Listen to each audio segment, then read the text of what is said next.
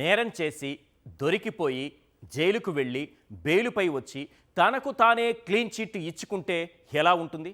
అచ్చం మన చంద్రబాబు గారి ప్రవచనంలా ఉంటుంది.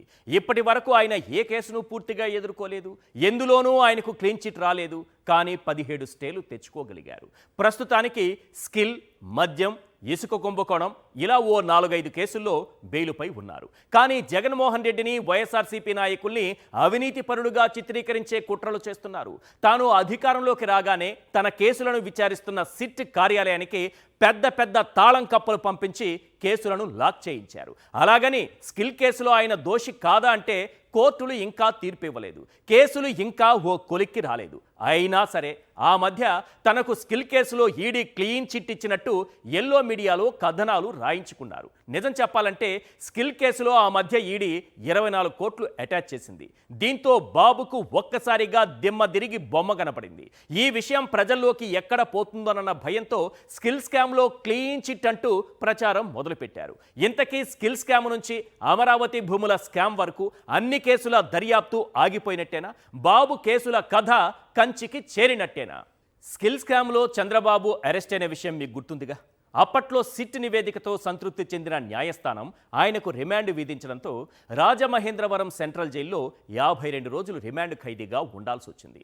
ఆ సమయంలో దోమలు కుడుతున్నాయి, వేడి నీళ్లు లేవు, బరువు తగ్గాను, తాగడానికి మినరల్ వాటర్ లేదు, పడుకోవడానికి బెడ్ లేదు, కార్డియోమయోపతి ఉంది, కళ్ళు కనిపించడం లేదు, అర్జెంటుగా క్యాటరాక్ట్ చేసుకోవాలి, ఇలా అనేక కారణాలు చెప్పి ఎలాగోలా బెయిల్ తెచ్చుకొని జైలు నుంచి బయటపడ్డారు. ఆ తరువాత సీఎం అయ్యారు.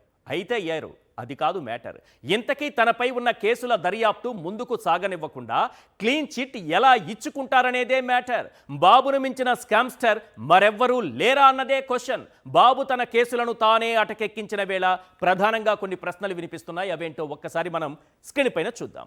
క్వశ్చన్ నెంబర్ 1, వ్యవస్థలకు దొరకని స్కామ్స్టర్ చంద్రబాబేనా? క్వశ్చన్ నెంబర్ 2, ఇసుక, ఫైబర్ నెట్ కేసుల సంగతి ఏంటి? ఇన్నర్ రింగ్ రోడ్ అరేంజ్మెంట్ పేరుతో ఎలాంటి స్కెచ్ గీశారు? తన కేసులు ముందుకు సాగకుండా ఎలాంటి ప్లాన్స్ వేశారు? బాబు గారి కేసుల ఫైల్స్కు బూజు పట్టిన వేళ వినిపిస్తున్నటువంటి ప్రశ్నలివి.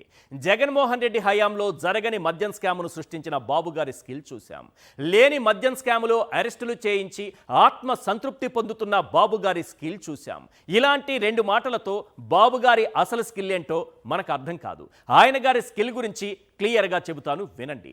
నిజానికి స్కిల్ అంటే 371 కోట్ల ప్రజాధనాన్ని దోచేయడం మాత్రమే కాదు, అక్కడ ఈడీ ఆస్తులు అటాచ్ చేయగానే ఇక్కడ తనకు తాను క్లీన్ చిట్ వచ్చినట్లుగా ప్రచారం చేసుకోవడం కూడా స్కిల్లే. స్కిల్ అంటే సిమెంట్స్ కంపెనీకే తెలియకుండా వారితోనే ఒప్పందం చేసుకున్నట్టుగా మనల్ని నమ్మించడం కూడా స్కిల్లే.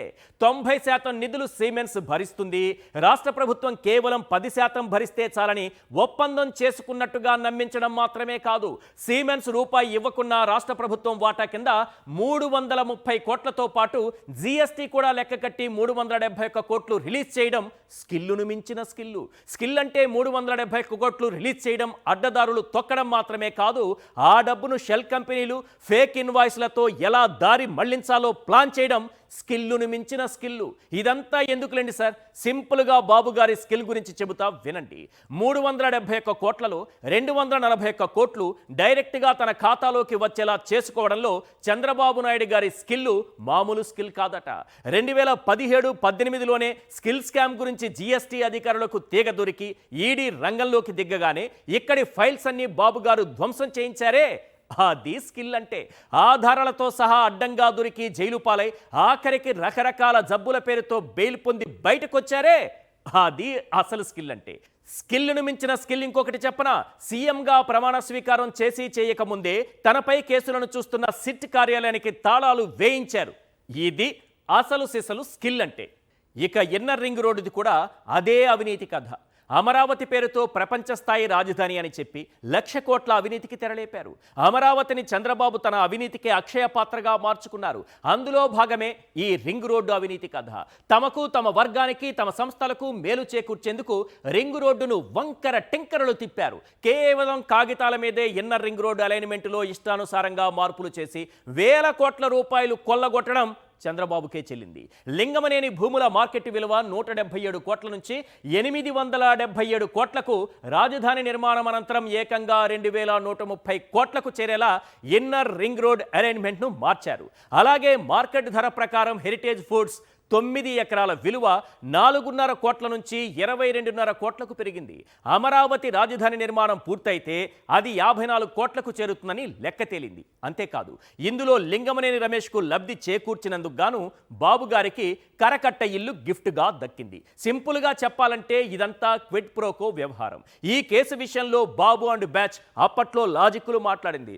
అసలు రింగు రోడ్డే లేనప్పుడు ఇక కుంభకోణం ఎలా జరుగుతుంది అనేది వారి ప్రశ్న. ఓ ఉగ్రవాది బాంబు పేలుళ్లకు కుట్ర చేసి పోలీసులకు దొరికిపోయి అసలు బాంబే పేలనప్పుడు, జనం చావనప్పుడు కేసు ఎలా పెడతారని వాదించాడట. అతను ప్రజల ప్రాణాలు తీసే ఉగ్రవాది బాబు అండ్ బ్యాచ్ ఆర్థిక ఉగ్రవాదులు అవునో కాదో మీరే డిసైడ్ చేయండి. ఇక్కడితో బాబుగారి అవినీతి కథ అయిపోలేదు. ఫైబర్ గ్రిడ్ స్కామ్ ఉండనే ఉంది. ఇది దాదాపుగా 2000 కోట్ల కుంభకోణానికి గీసిన స్కెచ్. రాష్ట్రంలో ఒకే కనెక్షన్తో ఇంటింటికి కారు చౌకగా కేబుల్ టీవీ ప్రసారాలు, ఇంటర్నెట్, ఫోన్ సౌకర్యాన్ని కల్పిస్తామని ప్రచారం చేశారు. ఇందుకోసం పెట్టుబడులు, మౌలిక సదుపాయాల కల్పన శాఖ పరిధిలోని ఏపీఎస్ఎఫ్ఎల్ ఏర్పాటు చేశారు. ఈ శాఖను 5 ఏళ్ల పాటు చంద్రబాబే నిర్వహించారు. ఫైబర్ గ్రిడ్లో తొలి దశ పనులను 333 కోట్లతో చేపట్టేందుకు 2015 ఆగస్టులో ఏపీఎస్ఎఫ్ఎల్ అనుమతి తీసుకుంది. కేంద్రం మార్గదర్శకాలను తుంగలో తొక్కి టెండర్ షరతులను సడలించి నిబంధనలు ఉల్లంఘించి అర్హత లేని టెరా సాఫ్ట్వేర్ లిమిటెడ్కు 11.26% అధిక ధరలకు పనులు అప్పగించారు. దీనివల్ల అంచనా వ్యయం 908 కోట్ల నుంచి 1410 కోట్లకు పెరిగింది. దీనికి కేంద్ర ప్రభుత్వం నుంచి ఎలాంటి అనుమతి తీసుకోలేదు. కొనుగోలు చేసిన 12 లక్షల సెట్ టాప్ బాక్సుల్లో 3.4 లక్షల బాక్సులు పనిచేయకపోవడమే ఇవి ఎంత నాసిరకంగా ఉన్నాయో నిరూపిస్తోంది. ఇక ఇసుక కుంభకోణం. 2014-19 మధ్య ఉచిత ఇసుక ముసుగులో వేల కోట్ల అవినీతికి పాల్పడ్డారు. ఉచితంగా ఇసుక ఇస్తున్నప్పుడు అందులో అవినీతికి తావెక్కడా అని క్వశ్చన్ మార్క్ ఫేసులు పెట్టకండి. ఉచితం పేరుతోనే కుంభకోణానికి తెరలేపారు అంటే ఇప్పుడైనా అప్పుడైనా ఉచితం మాటున స్కామ్ చేయగల స్కిల్ ఒక్క బాబు గారికే ఉంది. ముందుగా రాష్ట్రంలో ఇసుక తవ్వకాలు ఉచితమని భ్రమ కల్పించారు. కానీ వాస్తవంగా జరిగింది వేరు. ఈ విధానం ముసుగులో రాష్ట్రంలో ఇసుక రీచ్లన్నింటినీ చంద్రబాబు తనతో పాటు మంత్రివర్గ సభ్యులు, టీడీపీ ఎమ్మెల్యేల ఆధీనంలోకి తీసుకొచ్చారు. దీంతో దోపిడీకి అడ్డు అదుపు లేకుండా పోయింది. తక్కువలో తక్కువ బాబు అనుకో ఈ ఇసుక స్కామ్లో 10,000 కోట్లు కొల్లగొట్టింది. రోజుకు 2,500 ట్రక్కుల్లో 34,000 టన్నుల ఇసుక తరలించారు. ఏడాదికి 450 కోట్లు జస్ట్ చంద్రబాబు తన కరకట్ట దగ్గర ఫ్రీ ఇసుక పేరుతో దోచేసింది. ఇక రాష్ట్ర వ్యాప్తంగా ఉన్న ఇసుక రీచుల్లో దోపిడీ ఏ స్థాయిలో ఉంటుందో ఊహించుకోవచ్చు. దీని కారణంగా 2016 నుంచి 2019 వరకు ప్రభుత్వ ఖజానాకు 1000 కోట్ల నష్టం వాటిల్లింది. మళ్ళీ ఇప్పుడు సేమ్ టు సేమ్ అదే ఇసుక, అదే ఉచితం, అదే స్కిల్, అదే స్కామ్ కంటిన్యూ అవుతూనే ఉంది. ఇది మాత్రం గన్ షాట్.